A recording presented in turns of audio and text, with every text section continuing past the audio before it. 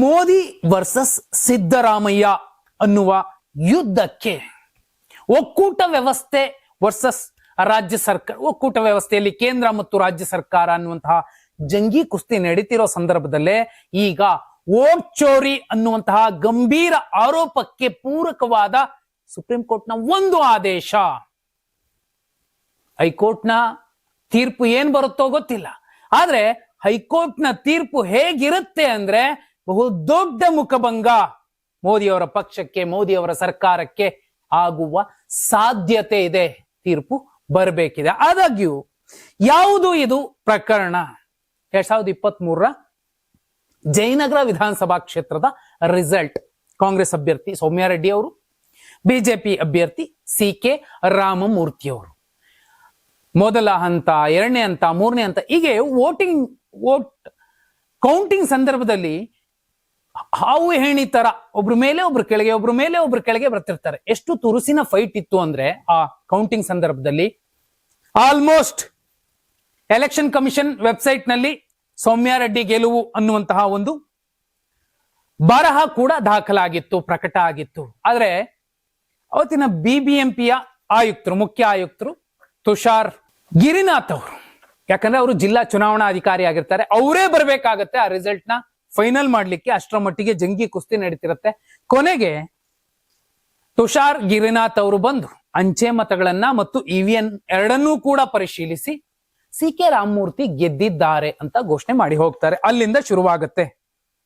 ಯಾಕಂದ್ರೆ ಕೇವಲ 16 ಮತಗಳ ಅಂತರದಿಂದ ಸೌಮ್ಯಾ ರೆಡ್ಡಿ ಸೋತಿರ್ತಾರೆ, ಸಿ.ಕೆ. ರಾಮಮೂರ್ತಿ ಅವರು ಗೆದ್ದಿರ್ತಾರೆ. ಈ ಆಯ್ಕೆ ಅಸಿಂಧುಗೊಳಿಸಬೇಕು, ಇಲ್ಲಿ ಏನೋ ವ್ಯತ್ಯಾಸಗಳಾಗಿದೆ ಅಂತ ಸೌಮ್ಯಾ ರೆಡ್ಡಿ ಅವರು ಹೈಕೋರ್ಟ್ ಮೆಟ್ಟಿಲೇರಿದ್ರು.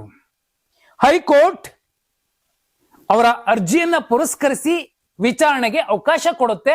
ಆಗ ಆ ವಿಚಾರಣೆಯನ್ನ ನಿಲ್ಲಿಸಬೇಕು ಅಂತ ಇದೇ ಸಿ.ಕೆ. ರಾಮಮೂರ್ತಿ ಅವರು ಮೇಲ್ಮನವಿ ಸಲ್ಲಿಸಿರ್ತಾರೆ. ಅದು ಕ್ಯಾನ್ಸಲ್ ಆಗುತ್ತೆ. ಇದೀಗ ಮತ್ತೊಂದು ಸಲ ಸುಪ್ರೀಂ ಕೋರ್ಟ್ಗೆ ಮನವಿ ಸಲ್ಲಿಸಿದ್ರು ಈ ವಿಚಾರಣೆಯನ್ನ ತಡೆ ಹಿಡಿಬೇಕು ಅಂತ.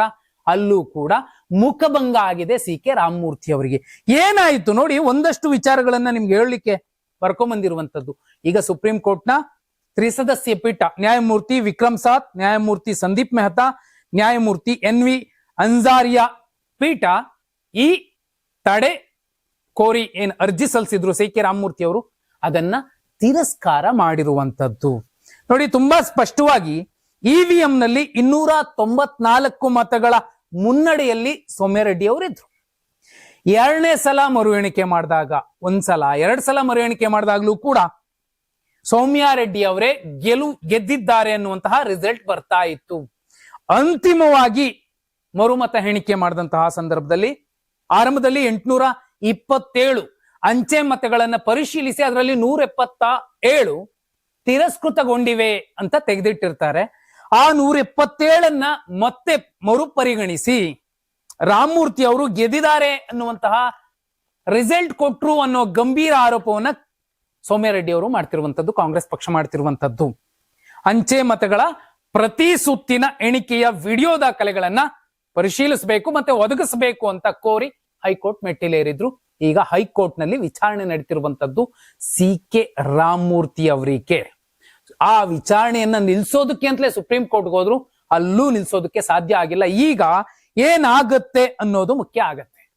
ಯಾಕಂದ್ರೆ ಇಲ್ಲ, ಅಲ್ಲಿ ತಿರಸ್ಕೃತ ಮತಗಳನ್ನ ಇವರು ಮತ್ತೆ ಮರುಪರಿಗಣಿಸಿ ಸಿ.ಕೆ. ರಾಮಮೂರ್ತಿ ಅವರು ಗೆಲ್ಲೋದು ಅಂತೆ ನೋಡ್ಕೊಂಡಿದ್ದಾರೆ ಚುನಾವಣಾಧಿಕಾರಿಗಳು ಅನ್ನೋದೇ ಆದ್ರೆ ಚುನಾವಣಾ ಇಲಾಖೆಯ ಮೇಲೆ ಗಂಭೀರ ಆರೋಪ ಬರುತ್ತೆ.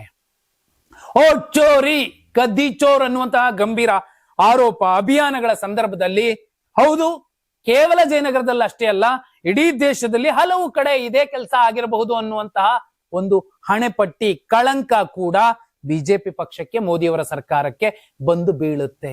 ಈಗ ಹೈಕೋರ್ಟ್ನತ್ತ ಎಲ್ಲರ ಚಿತ್ತ ನೆಟ್ಟಿರುವಂತದ್ದು. ಸೌಮ್ಯಾ ರೆಡ್ಡಿ ಅವರು ಗೆದ್ದಿದ್ರು ಕೂಡ ಅವರನ್ನ ಸುಮಾರು 2.5 ವರ್ಷಗಳ ಕಾಲ ಸುಮ್ಮನೆ ಕೂರ್ಸಿದ್ರಲ್ಲ, ಆ ಜಾಗದಲ್ಲಿ ಸಿ.ಕೆ. ರಾಮಮೂರ್ತಿ ಅವರು ಓಡಾಡಿದ್ರಲ್ಲ, ನಾನೇ ಶಾಸಕ ಅಂತ.